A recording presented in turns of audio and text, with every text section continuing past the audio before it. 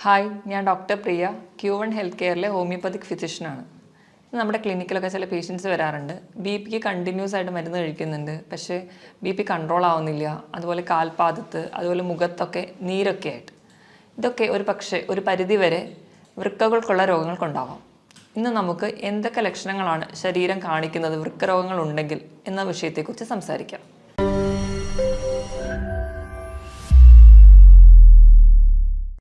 നമ്മുടെ ശരീരത്തിൽ ഒരു ജോഡി വൃക്കകളാണുള്ളത്. നമ്മുടെ നട്ടലിനെ രണ്ട് വശത്തായിട്ട് സ്ഥിതി ചെയ്യുന്നു. 150 ഗ്രാം ഭാരമാണ് ഇതിനുള്ളത്. നമ്മുടെ ശരീരത്തിലെ മാലിന്യങ്ങളെയൊക്കെ മൂത്രത്തിലൂടെ പുറന്തള്ളലാണ് പ്രധാന ഫംഗ്ഷൻ. ഇതിനായിട്ട് ഒരു മിനിറ്റിൽ ഏകദേശം 1.25 ലിറ്റർ രക്തം ശുദ്ധീകരിക്കപ്പെടുന്നു. അതായത് ഏകദേശം ഒരു 4 മിനിറ്റ് കൊണ്ട് നമ്മുടെ ശരീരത്തിലെ മൊത്തം രക്തത്തെ ഒരു തവണ ശുദ്ധീകരിക്കാനുള്ള കഴിവ് നമ്മുടെ വൃക്കകൾക്കുണ്ട്. ഈ മാലിന്യങ്ങളെ പുറന്തള്ളുന്നതിന് പുറമെ നമ്മുടെ ശരീരത്തിലെ ലവണങ്ങളെയും അല്ലെങ്കിൽ മറ്റ് ധാതുക്കളുടെ ലെവലൊക്കെ മെയിൻറ്റെയിൻ ചെയ്യാനും, അതുപോലെ നമ്മുടെ വൈറ്റമിൻ ഡി, നമ്മുടെ എല്ലുകൾക്കും പല്ലുകൾക്കൊക്കെ ബലം നൽകുന്ന വൈറ്റമിൻ ഡിയുടെ ആക്റ്റീവ് ഫോമിൽ എത്തിക്കാനും, അതുപോലെ തന്നെ നമ്മുടെ ചുവന്ന രക്താണുക്കളെ ഉൽപ്പാദിപ്പിക്കാൻ വേണ്ടിയിട്ടുള്ള എറിത്രോപോയിറ്റിൻ എന്ന് പറയുന്ന ഹോർമോൺ ഉൽപ്പാദിപ്പിക്കാനും ഒക്കെ നമുക്ക് വൃക്കകളുടെ സഹായം ആവശ്യമാണ്. ഇതോടൊപ്പം തന്നെ നമ്മുടെ ബി.പി കൺട്രോൾ ചെയ്യുന്ന ഫംഗ്ഷനും വൃക്കകൾ ചെയ്യുന്നുണ്ട്. ഈ വൃക്കകളുടെ പൂർണ്ണമായ സ്തംഭനം നമ്മൾ പ്രധാനമായിട്ടും രണ്ടായിട്ട് തരംതിരിച്ചിട്ടുണ്ട്. അതിൽ ഫസ്റ്റ് വണ്ണാണ് അക്യൂട്ട് അല്ലെങ്കിൽ താൽക്കാലികമായിട്ടുള്ള സ്തംഭനം. ഇത് എന്തുകൊണ്ടൊക്കെ ഉണ്ടാവുമെന്ന് നോക്കാം. പ്രധാനമായും എന്തെങ്കിലും അണുബാധകളൊക്കെ ഉണ്ടാകുമ്പോഴാണ് അക്യൂട്ടായിട്ട് കിഡ്നി ഫെയിലിയർ വരിക. മെയിൻലി മലേറിയ അല്ലെങ്കിൽ എലിപ്പനി, ഡെങ്കിപ്പനി തുടങ്ങിയ അസുഖങ്ങൾക്ക് ശേഷം നമുക്ക് കിഡ്നി ഫെയിലിയറുകൾ വരാം. അത് ഒരു താൽക്കാലികമാണ്, പെട്ടെന്നുണ്ടാകുന്ന കുറച്ച് ദിവസങ്ങൾ കൊണ്ടുണ്ടാകുന്ന ഒരു കണ്ടീഷനാണ് അക്യൂട്ട് റീനൽ ഫെയിലിയർ. ഇത് നമുക്ക് പെട്ടെന്നുണ്ടാകുന്ന ചികിത്സകളിലൂടെയൊക്കെ നമുക്ക് കിഡ്നിയെ പഴയ ഫംഗ്ഷനിലോട്ട് തിരിച്ചെത്തിക്കാൻ പറ്റും. ഇനി നമുക്ക് രണ്ടാമതായി കാണുന്നതാണ് ക്രോണിക് റീനൽ ഫെയിലിയർ അല്ലെങ്കിൽ സ്ഥിരമായിട്ടുള്ള കിഡ്നി ഫെയിലിയറുകൾ. അതെന്തുകൊണ്ടൊക്കെ ഉണ്ടാവുന്നത് നോക്കാം. അണുബാധകൾ കൊണ്ടുവരാം, അല്ലെങ്കിൽ ജനിതകമായ മറ്റ് രോഗങ്ങൾ കൊണ്ടുവരാം, അല്ലെങ്കിൽ കണ്ടിന്യൂസ് ആയിട്ടുള്ള സ്റ്റോൺ കിഡ്നിയിൽ ഉണ്ടാവുന്നതുകൊണ്ട്, അതുപോലെ തന്നെ ബി.പി, ഷുഗർ തുടങ്ങിയ രോഗങ്ങളുള്ളവർക്കും ക്രോണിക്കായിട്ട് നിന്ന് അത് കിഡ്നി ഫെയിലിയറിലോട്ട് പോവാം. ഇത് നമ്മൾ തുടക്കത്തിലൊക്കെ അറിയുകയാണെങ്കിൽ നമുക്ക് ചികിത്സിച്ചാൽ ഒരു പരിധി വരെ കൺട്രോൾ ചെയ്യാം. അല്ലെങ്കിൽ കുറച്ചുകൂടെ ഡെവലപ്ഡ് ആയി പോവുകയാണെങ്കിൽ നമുക്ക് ഡയാലിസിസിലോടൊക്കെ പോവേണ്ടി വരുന്നുണ്ട്. ഇനി കിഡ്നിയുടെ രോഗങ്ങളൊക്കെ നമുക്ക് എങ്ങനെ തിരിച്ചറിയാമെന്ന് നോക്കാം. അതിന് പ്രധാനമായും നമ്മൾ ചെയ്യുന്നത് ഒന്നെങ്കിൽ ബ്ലഡ് ടെസ്റ്റ് അല്ലെങ്കിൽ യൂറിൻ ടെസ്റ്റാണ്. ബ്ലഡ് ടെസ്റ്റ് ചെയ്യുമ്പോൾ ആദ്യം നമ്മൾ ഹീമോഗ്ലോബിൻ ലെവൽ നോക്കുമ്പോൾ കിഡ്നി കംപ്ലയിൻ്റ് ഉള്ളവർക്ക് ഹീമോഗ്ലോബിൻ്റെ അളവ് കുറഞ്ഞിരിക്കുന്നത് കാണാം. രണ്ടാമതായിട്ട് നമ്മൾ കിഡ്നി ഫംഗ്ഷൻ ടെസ്റ്റ് ചെയ്യും. അതിൽ യൂറിയയും ക്രിയാറ്റിനുമാണ് നമുക്ക് കൂടുതൽ ഇമ്പോർട്ടൻസ് നൽകുന്നത്. യൂറിയയുടെ നോർമൽ ലെവൽ എന്ന് പറയുന്നത് 5 to 20 ആണ്. അത് കിഡ്നി പേഷ്യൻസിൽ കൂടുതലായിട്ട് നിൽക്കുന്നത് കാണാം. ക്രിയാറ്റിൻ്റെ ലെവൽ 0.6 to 1.2 ആണ്. ഒരു 1.5 മുകളിലെത്തുമ്പോൾ തൊട്ടേ നമ്മൾ കുറച്ചുകൂടി ശ്രദ്ധിക്കേണ്ടിയിരിക്കുന്നു. 2 മുകളിൽ പോവുകയാണെങ്കിൽ, 2 മുകളിൽ പോവുകയാണെങ്കിൽ സ്ഥിതി കുറച്ച് ഗുരുതരമാണ്. അപ്പോൾ കിഡ്നിക്ക് എന്തോ കംപ്ലയിൻസ് ഉണ്ട്, സീരിയസ് ആയിട്ടുള്ള പ്രശ്നമുണ്ട്. അതുകൊണ്ട് നമുക്ക് വേഗം ഒരു ട്രീറ്റ്മെൻറ്റിലോട്ട് പോകേണ്ട ആവശ്യമുണ്ട്. കിഡ്നി ഫെയിലിയറിന് പ്രധാനമായും 3 കാരണങ്ങളാണ് പറയപ്പെടുന്നത്. ഒന്നാമത്തേത് ബി.പി കൺട്രോൾ ചെയ്യാൻ പറ്റാതെ പോകുന്നത്, രണ്ടാമത്തേത് ഡയബറ്റിസ് കൺട്രോൾ ചെയ്യാൻ പറ്റാതെ പോകുന്നത്, മൂന്നാമത്തേത് പാരമ്പര്യമായിട്ട് എന്തെങ്കിലും കിഡ്നി രോഗങ്ങളുള്ള കുടുംബങ്ങളിലുള്ളവർക്കും ഇത് കാണുന്നുണ്ട്. ഇനി നമ്മുടെ കിഡ്നിക്ക് എന്തെങ്കിലും രോഗങ്ങളൊക്കെ ബാധിച്ചിട്ടുണ്ടെങ്കിൽ, അല്ലെങ്കിൽ ക്രോണിക് കിഡ്നി ഫെയിലിയറിലോട്ടൊക്കെ പോകുമ്പോഴേക്കും നമ്മുടെ ശരീരം പല ലക്ഷണങ്ങൾ കാണിക്കും. ഇതെന്തൊക്കെയാണ് ഈ അടയാളങ്ങളെന്ന് നമുക്ക് നോക്കാം. ഇതിൽ ഒന്നാമത്തേതാണ് അമിതമായ ക്ഷീണം. അമിതമായ ക്ഷീണം എന്ന് പറയുമ്പോൾ തന്നെ തളർച്ച, അമിതമായ കിതപ്പ്, അതുപോലെ തന്നെ തലവേദന, തലകറക്കം, അതുപോലെ ഒന്നിലും കോൺസെൻട്രേറ്റ് ചെയ്യാൻ പറ്റാതെ വരുന്നൊരു കണ്ടീഷൻ. ഇതിന് പ്രധാന കാരണം നമ്മുടെ ശരീരത്തിൽ യൂറിയയുടെ അളവ് കൂടുതലായി നിൽക്കുന്നത് കൊണ്ടാണ്. ഇതോടൊപ്പം തന്നെ നമ്മുടെ രക്തത്തിൽ HBയുടെ അളവ് കുറയുന്നത് കൊണ്ട് നമുക്ക് വിളർച്ച ഉണ്ടാകുന്നതായും കാണാം. ഇനി രണ്ടാമത്തെ ലക്ഷണമാണ് ഉറക്കക്കുറവ്. നമുക്ക് നല്ല ക്ഷീണം ഉണ്ടെങ്കിലും നമുക്ക് ഒരു ഡീപ്പ് സ്ലീപ്പ് കിട്ടത്തില്ല, ഒരു മയക്കം മാത്രമേ ഉണ്ടാവുള്ളൂ. ഇപ്പോൾ ഉറങ്ങുകയാണെങ്കിൽ തന്നെ കൂർക്കം വലി ഉണ്ടാവുന്നതായി കാണാം. അതുപോലെ തന്നെ നമ്മുടെ അടുത്ത് കിടക്കുന്ന ആൾക്ക് നമ്മുടെ മൂക്കിൽ നിന്ന് വരുന്ന ശ്വാസത്തിന് ഒരു മൂത്രത്തിൻ്റെ ഗന്ധം അനുഭവപ്പെടുന്നതായി കാണാം. ഇതിന് കാരണവും നമ്മുടെ രക്തത്തിൽ യൂറിയയുടെ അളവ് കൂടുതലായി നിൽക്കുന്നത് കൊണ്ടാണ്. മൂന്നാമത് നമ്മുടെ ശരീരം കാണിക്കുന്ന ഒരു ലക്ഷണമാണ് സ്കിന്നിനുണ്ടാകുന്ന ചേഞ്ചസ്. സ്കിന്നിന് പ്രത്യേകിച്ച് ഒരു കോസ് ഒന്നും ഇല്ലാതെ സ്കിന്നിന് ഭയങ്കരമായിട്ട് ചൊറിച്ചിൽ വരാം. പ്രധാനമായും നമ്മുടെ കാൽമുട്ടിന് താഴെയുള്ള ഭാഗത്താണ് ചൊറിച്ചിൽ കാണാറ്. ഇപ്പോൾ ഡയബറ്റീസും കൂടെയുള്ള കിഡ്നി പേഷ്യൻസിനാണെങ്കിൽ ഇതിൽ കാലിൻ്റെ ആ ഭാഗത്ത് കറുത്ത നിറം കൂടി കാണാം. ഇതിന് കാരണം മൂത്രത്തിലൂടെ നമ്മുടെ പോയിസണസ് ആയിട്ടുള്ള സബ്സ്റ്റൻസ് ഒന്നും പുറന്തള്ളാതെ അത് നമ്മുടെ രക്തത്തിലായി തന്നെ നിൽക്കുന്നത് കൊണ്ടാണ് ഇങ്ങനെ ചൊറിച്ചിലും അതുപോലെ ഈ കറുത്ത നിറമൊക്കെ കാണുന്നത്. നാലാമതായി ശരീരം കാണിക്കുന്ന ഒരു ലക്ഷണമാണ് ഇടയ്ക്കിടയ്ക്ക് മൂത്രം ഒഴിക്കാനുള്ള ഒരു ടെൻഡൻസി. പക്ഷേ നമുക്ക് മൂത്രം ഒഴിക്കാനൊക്കെ പോയി ഇരുന്നാലും മൂത്രം പോകത്തില്ല. ആ ഒരു ടെൻഡൻസി മാത്രമേ കാണിക്കുള്ളൂ. ഇത് കൂടുതലായും കാണുന്നത് രാത്രി സമയത്താണ്. അഞ്ചാമതായി കാണുന്ന ഒരു ഫീച്ചറാണ് മൂത്രത്തിൽ കലക്കലായിട്ട് കാണുന്നത്. അതായത് നമ്മുടെ മൂത്രത്തിൽ ബ്ലഡ് കൂടി മിക്സ് ചെയ്തിട്ട് പോകും. ചിലപ്പോൾ മൂത്രം ഒഴിക്കുന്നതിൻ്റെ തുടക്കത്തിൽ കുറച്ച് ബ്ലഡ് പോകും, അത് കഴിഞ്ഞിട്ടായിരിക്കും മൂത്രം പോകുന്നത്. അല്ലെങ്കിൽ ഒരു കലങ്ങിയ സ്റ്റേറ്റിലായിരിക്കും കാണുക. നമ്മൾ ചെളി വെള്ളത്തിൽ കുഴച്ച പോലെ ഒരു കലങ്ങിയ അവസ്ഥയിൽ ആണ് യൂറിൻ പോവാറ്. നമ്മൾ എത്ര വെള്ളം കുടിച്ചാലും ഇതൊരു കലക്കലായി തന്നെ തുടരുന്നെങ്കിൽ അതെന്തെങ്കിലും ഒരു കിഡ്നി ഡിസീസ് ഉള്ളവരിലാണ് കൂടുതലായും കാണുന്നത്. ആറാമതായി കാണുന്ന ഒരു ഫീച്ചറാണ് മൂത്രത്തിൽ പതയായിട്ട് കാണുന്നത്.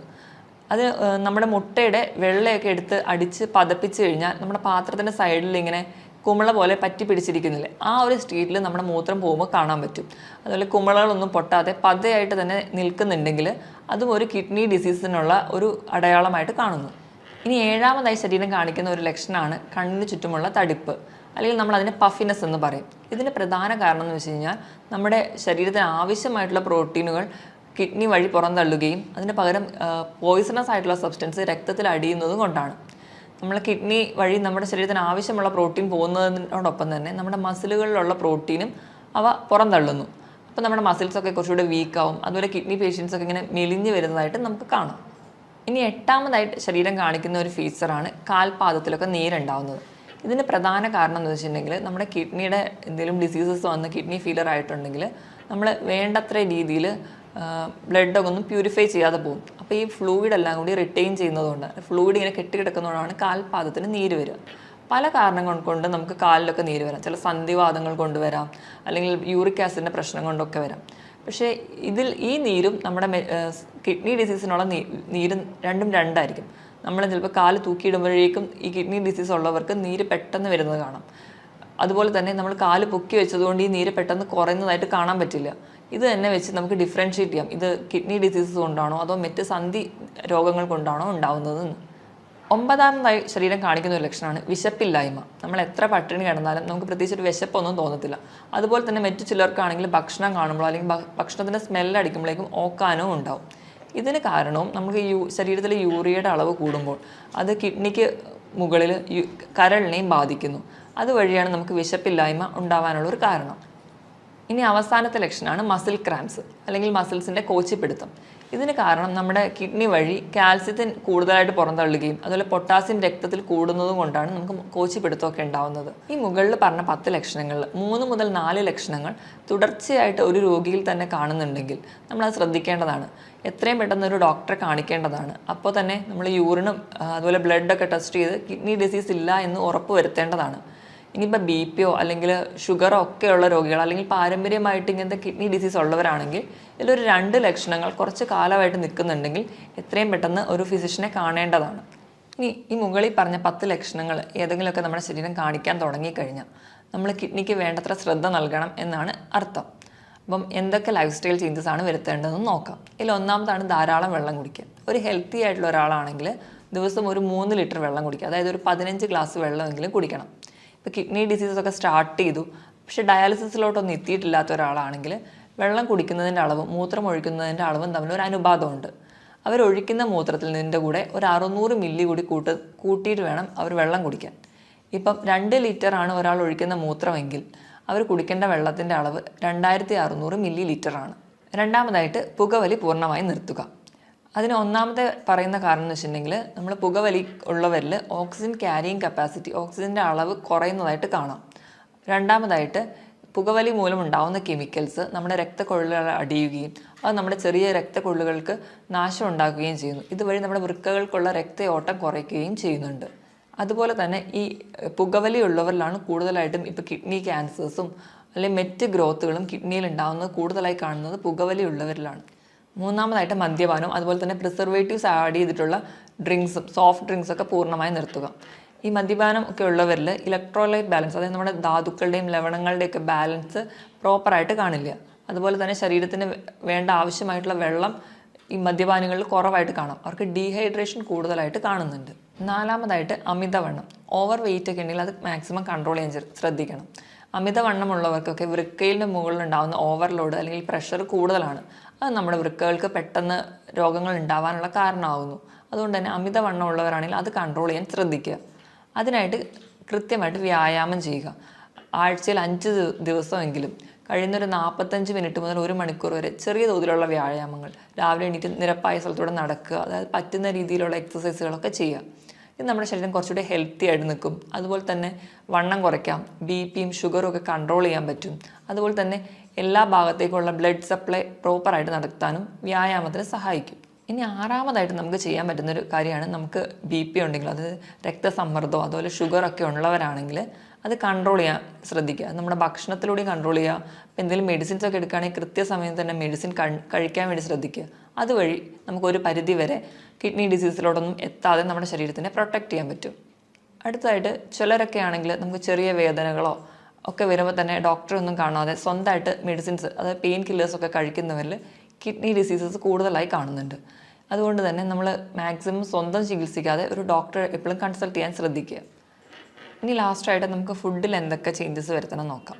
നമ്മൾ നോർമലി ഹെൽത്തി ആയിരിക്കുമ്പോൾ കഴിക്കുന്ന ഒരു ഫുഡിൽ 4ൽ 1 ഭാഗം മാത്രമേ നമുക്കിപ്പോൾ കിഡ്നി ഡിസീസ് ഉണ്ടെങ്കിൽ കഴിക്കാൻ പാടുള്ളൂ. അതുപോലെ തന്നെ നമുക്ക് പ്രോട്ടീൻ, നോർമലി ഹെൽത്തി ആയിട്ടുള്ള ഒരാളാണെങ്കിൽ 1 കിലോ ആണ് നമ്മുടെ ബോഡി വെയിറ്റെങ്കിൽ അതിനനുസരിച്ച് 1 ഗ്രാം പ്രോട്ടീനാണ് കഴിക്കേണ്ടത്. അതായത് 80 കിലോ ഉള്ള ഒരാളാണെങ്കിൽ ഒരു ദിവസം 80 ഗ്രാം പ്രോട്ടീൻ കഴിക്കണമെന്നാണ് നോർമലി പറയാറ്. പക്ഷേ ഒരു കിഡ്നി പേഷ്യൻസ് ആണെങ്കിൽ 1 കിലോ ബോഡി വെയ്റ്റിന് 0.8 ഗ്രാം മാത്രമേ പ്രോട്ടീൻ കഴിക്കാവൂ. അതായത് ഒരു 70 കിലോ ഉള്ള ഒരാളാണെങ്കിൽ 40 ഗ്രാം പ്രോട്ടീൻ മാത്രമേ ഒരു ദിവസം കഴിക്കാൻ പാടുള്ളൂ. പ്രോട്ടീൻ കഴിക്കുമ്പോൾ തന്നെ നമ്മൾ റെഡ് മീറ്റ് പൂർണ്ണമായും ഒഴിവാക്കുക. റെഡ് മീറ്റ് എന്ന് പറയുമ്പം പോത്തിറച്ചി, താറാവിറച്ചി ഇതൊക്കെ പൂർണ്ണമായും ഒഴിവാക്കുക. അതിന് പകരം വെജിറ്റബിൾ പ്രോട്ടീൻസ് കൂടുതലായി കഴിക്കുക. വെജിറ്റബിൾ പ്രോട്ടീൻസിൽ വരുന്നതാണ് പനീർ, കൂണ്, പയർ, കടല, പരിപ്പ് തുടങ്ങിയ ധാന്യങ്ങളും. രണ്ടാമതായിട്ട് നമ്മൾ കൊഴുപ്പ് കഴിക്കേണ്ട അളവാണെങ്കിൽ, കൊഴുപ്പെന്ന് പറയുമ്പോൾ നമ്മുടെ ഫാറ്റ്, അത് നമുക്ക് പല രീതിയിൽ കിട്ടും. നമുക്ക് മുട്ടയുടെ മഞ്ഞയിൽ നിന്ന് കിട്ടാം, മീൻ കഴിക്കുന്ന വഴി കിട്ടാം, നമ്മൾ ഉപയോഗിക്കുന്ന എണ്ണ, നെയ്യ് ഇതിൽ നിന്നൊക്കെ നമുക്ക് കൊഴുപ്പ് കിട്ടും.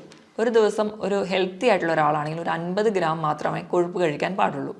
പക്ഷേ ഒരു കിഡ്നി ഡിസീസ് ഉള്ള ഒരാളാണെങ്കിൽ അതിൻ്റെ പകുതി മാത്രമേ ഒരു ദിവസം കൺസീവ് ചെയ്യാൻ പാടുള്ളൂ. ഇനി ലാസ്റ്റായിട്ട് ലവണങ്ങൾ എന്ന് പറയുമ്പോൾ സോഡിയം ഉണ്ട്, പൊട്ടാസ്യം, കാൽസ്യം, ഫോസ്ഫറസ് ഒക്കെ ഉണ്ട്.